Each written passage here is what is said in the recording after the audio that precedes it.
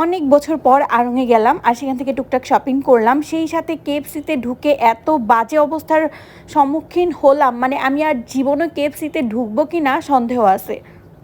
Hello everyone, আসসালামু আলাইকুম, welcome back to my another daily blog. তো সেদিন না সকাল সকাল রেডি হয়ে আমরা বাসা থেকে বের হয়ে যেতেছিলাম, কারণ আজকে সারাদিনই প্রায় আমরা বাইরে থাকবো, কারণ আমার হাজব্যান্ডের নাকি একটু বসুন্ধরায় কাজ ছিল। তো আমরা চলে গেছিলাম যমুনাতেই। তো সেখানে যাওয়ার পর অনেকক্ষণ অপেক্ষা করতেছিলাম। আমরা ওইখানে গেছি 11টার দিকে। তারপরও সেদিন যেহেতু ছুটির দিন ছিল, ছুটির দিনে হয়তো বা একটু লেট করে ওপেন। বাইরে অপেক্ষা করতে করতে একটু চা কফি খাওয়া হলো। তারপর আমার হাজব্যান্ড চলে গেল ছেলেকে নিয়ে কাজে, সেই সাথে আমি একটু আড়ং-এ ঢুকে পড়লাম। আমি ভাবলাম যে অনেক বছর যাবত আড়ং-এ আসা হয় না, আড়ং-এ ঢুকি, টুকটাক কিছু শপিং করি।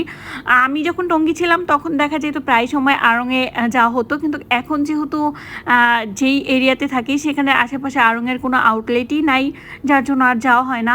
তো আমি আসলে হোম ডেকোরের জন্য কেনাকাটা করব, পার্সোনালি নিজের ড্রেস এইসব কিছু না, হোম ডেকোরের জন্য টুকটাক কিছু কেনাকাটা করতেছিলাম। তো সব কিছু ঘুরে ঘুরে দেখতেছিলাম।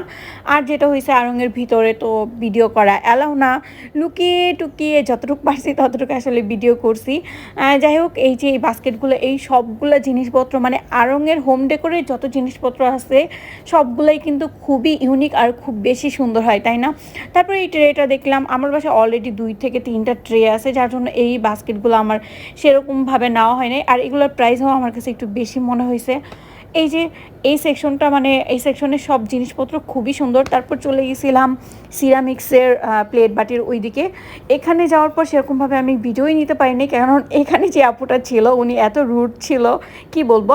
আর এই প্লেটটা অনেক সুন্দর, ভাবছিলাম নিব, কিন্তু প্রাইসটা না একটু বেশি লাগছে আমার কাছে, যার জন্য আমি রেখে আসছি।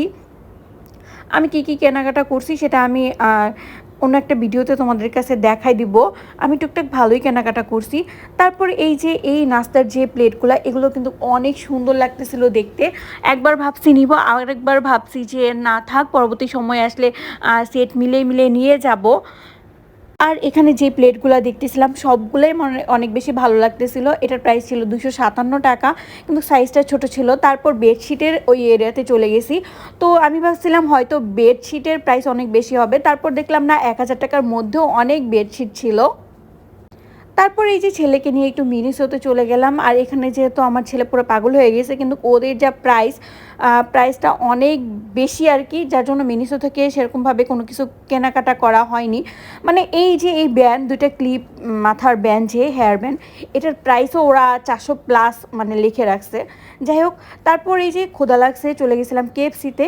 কেএফসিতে যাওয়ার পর আমরা ভাবছিলাম যে চিকেন ফ্রাই খাবো। তারপর এই যে একটা সেট অর্ডার দিয়েছিলাম, এখানে চিকেন ফ্রাই, ফ্রেঞ্চ ফ্রাই, 2টা কোক, দেন 2টা বার্গার ছিল, কারণ আমার ছেলে বার্গার খুবই বেশি পছন্দ করে, যার জন্য এই সেটটা অর্ডার দেওয়া হয়েছে। এটার প্রাইস মোটামুটি ভালোই ছিল, কিন্তু এটার খাবারের কোয়ালিটি এত খারাপ ছিল। মানে আমার ছেলে কিন্তু বার্গার অনেক বেশি পছন্দ করে, যার জন্য এটা অর্ডার দেওয়া। কিন্তু আমার ছেলে এক কামড় খাওয়ার পরই বলতেছে মাম্মাম কাঁচা, মানে ওর কাছে জিনিসটা কাঁচা লাগতেছে। তো আমরা ভাবছি হয়তো ও খাবে না, এমনি এমনি বলতেছে। বাট যখন আমি আর আমার হাজব্যান্ড ট্রাই করি, তখন দেখি সত্যিই যে বার্গারের ভিতরে যে চিকেনটা দেওয়া হয়েছে সেটা পুরোপুরি কাঁচা, মানে কোনো মতো হয়তো এপিট উপিট করেই বার্গার মধ্যে দিয়ে দিছে। এত জঘন্য বার্গার আমি জীবনও খাই নাই। তারপরে ওইখান থেকে বের হয়ে সাইডের একটা হোটেল থেকে এখানে তেহেরি খাইছিলাম, এটা অনেক বেশি মজা ছিল। তারপরে এই যে বাসায় চলে গেলাম, আর কি কি শপিং করলাম সেটা নেক্সট ভিডিওতে দেখাই দিই।